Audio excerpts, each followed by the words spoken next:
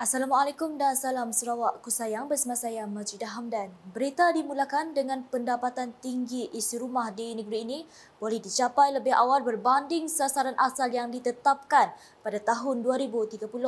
Pemimpin Sarawak Datuk Patinggi Tan Sri Datuk Abang Abdul Rahman Zahari Tun Datuk Bopeng berkata, perkara ini boleh dicapai memandangkan kejayaan Sarawak diiktiraf sebagai negeri berpendapatan tinggi baru-baru ini oleh Bank Dunia yang menjadi indikator baik untuk keadaan ekonomi negeri ini.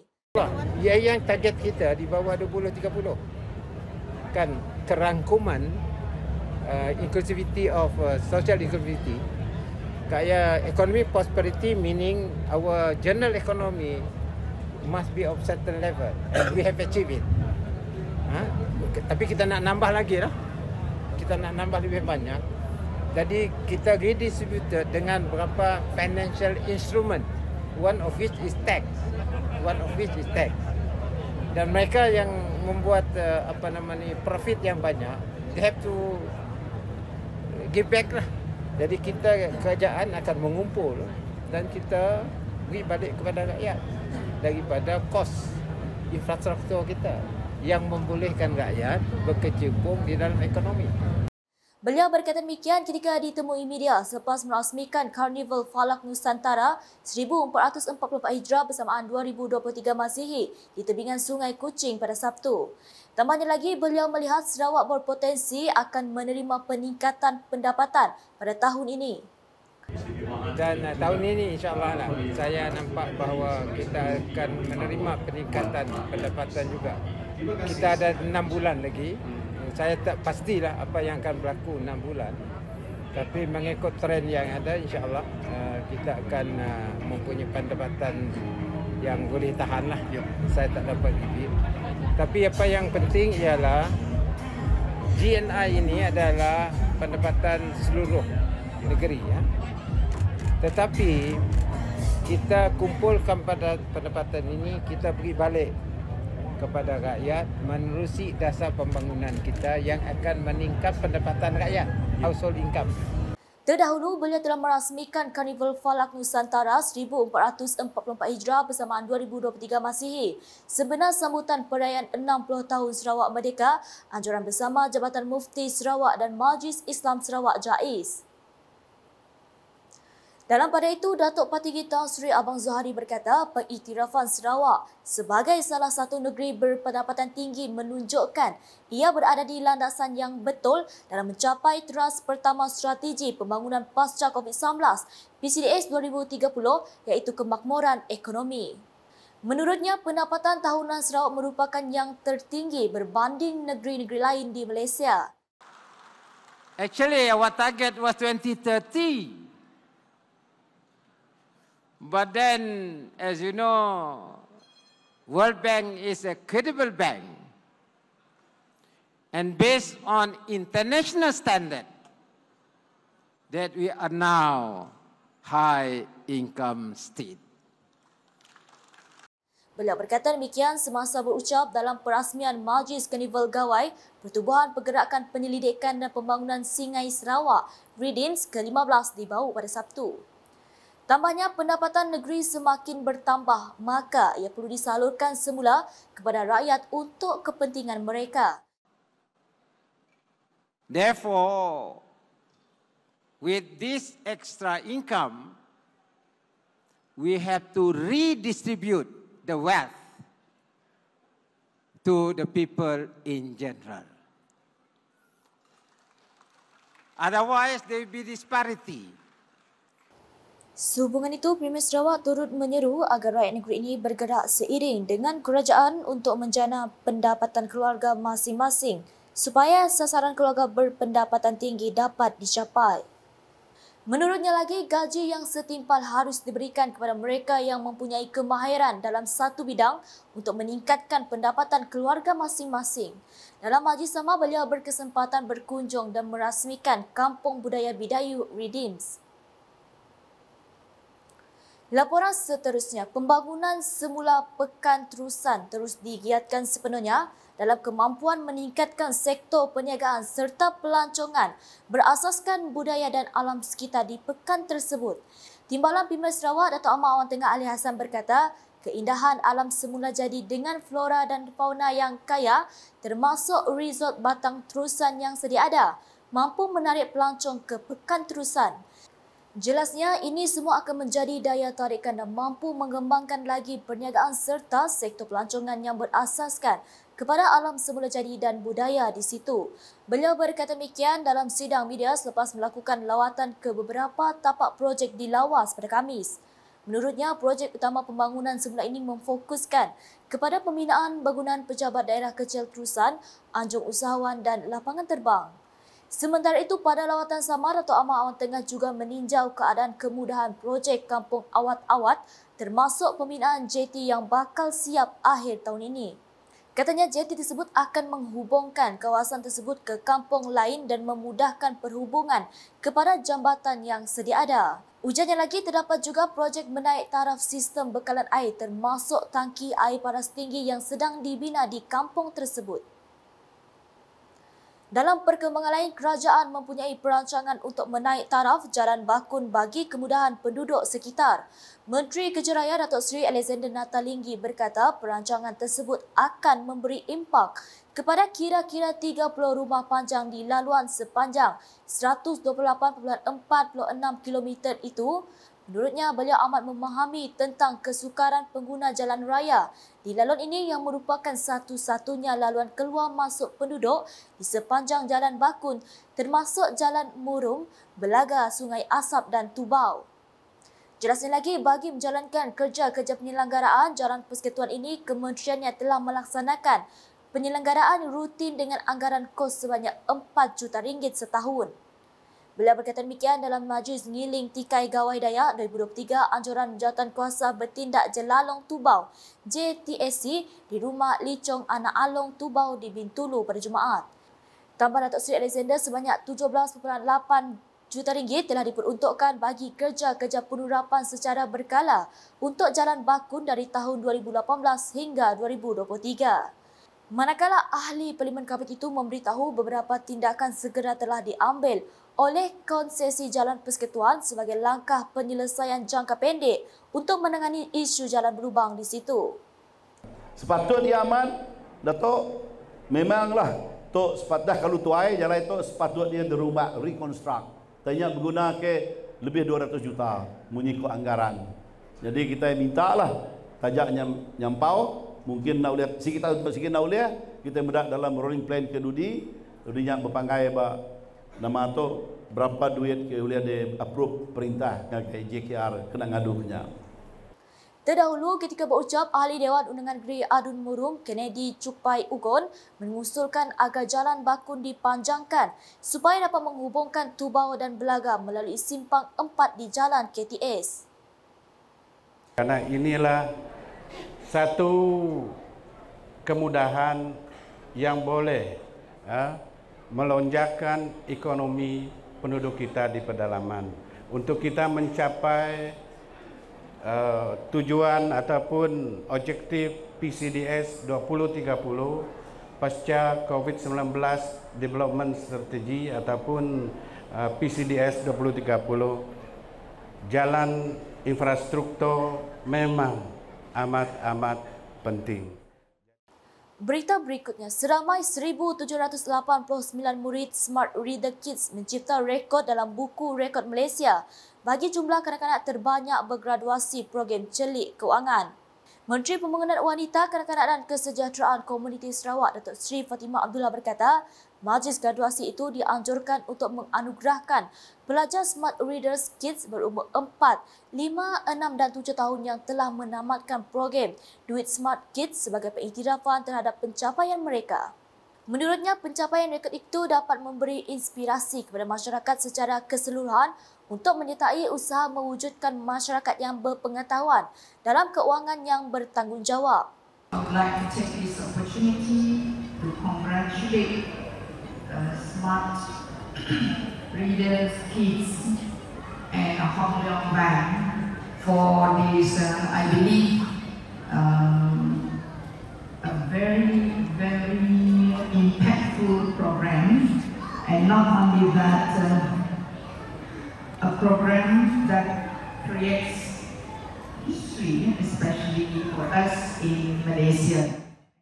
Beliau berkata demikian ketika menyempurnakan Smart Reader Kit Mass Graduation for a Financial Literacy Program di Kuching pada Sabtu.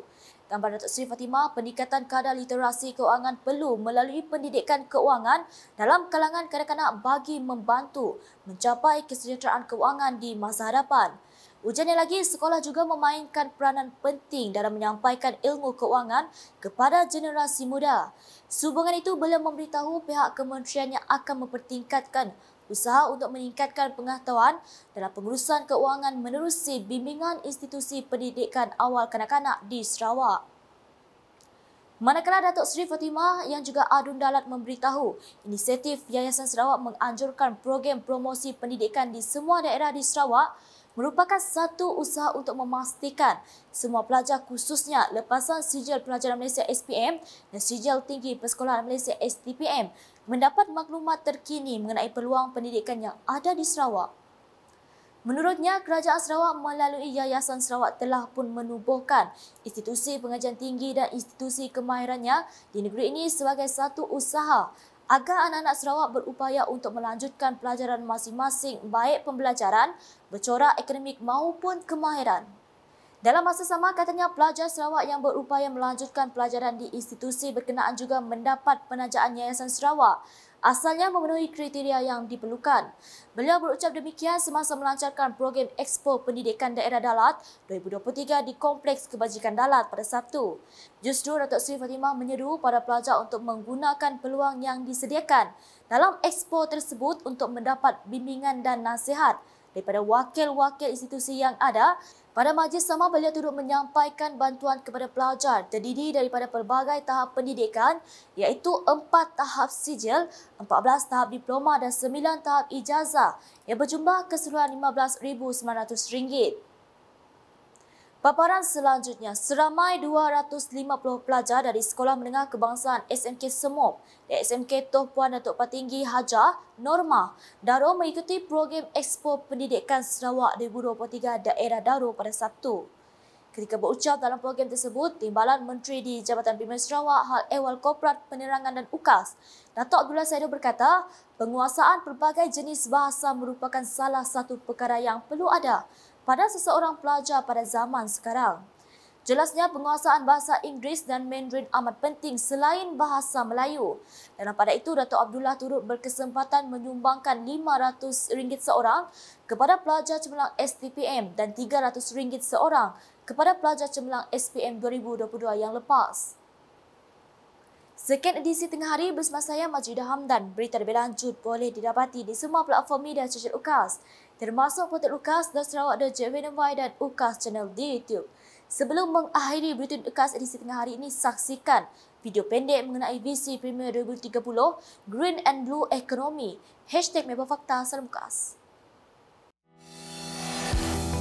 Visi Premier 2030 Green and Blue Economy.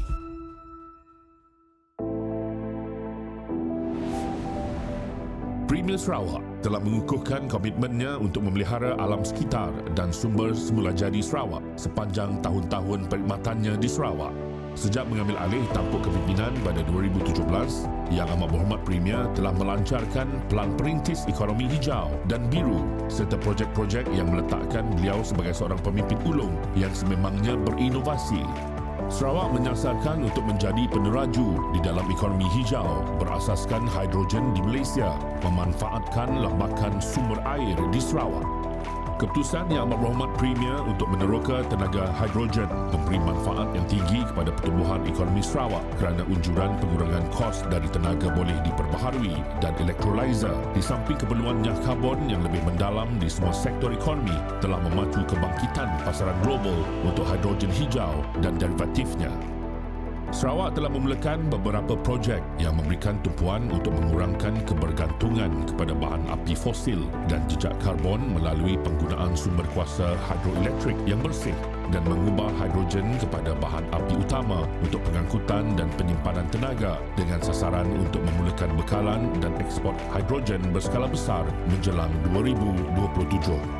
Loji pengeluaran hidrogen bersepadu dan stesen pengisian bahan api dilancarkan pada 2019 dan diuruskan oleh Sarawak Energy, sebahagian dari agenda Sarawak untuk menyah karbon dan menghijaukan sistem pengangkutannya di samping peralihan kepada ekonomi rendah karbon.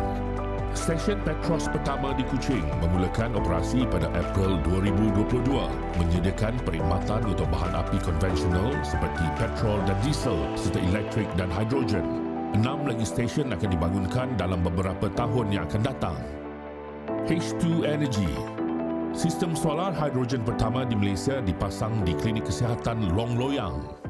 Inisiatif sumber manusia dengan pengenalan modul hidrogen di universiti-universiti di Sarawak untuk membekalkan ilmu sewajarnya kepada bakal jurutera-jurutera di dalam industri hidrogen. Penyelidikan dan pembangunan terhadap pengeluaran hidrogen hijau diterajui oleh Sarawak Energy dan SEDC Energy. Kerjasama SEDC dan syarikat-syarikat Korea Selatan, Samsung Engineering, POSCO, Lotte Chemical untuk membangunkan loji hidrogen dan amonia hijau di Bintulu. SEDC dan SEB memeterai kerjasama di dalam mencari kepakaran yang mampu menyokong pengembangan kemahiran tempatan di dalam ekonomi hidrogen, pengkomersialan hidrogen hijau dan rantaian nilai bersepadu berdaya maju di Asia.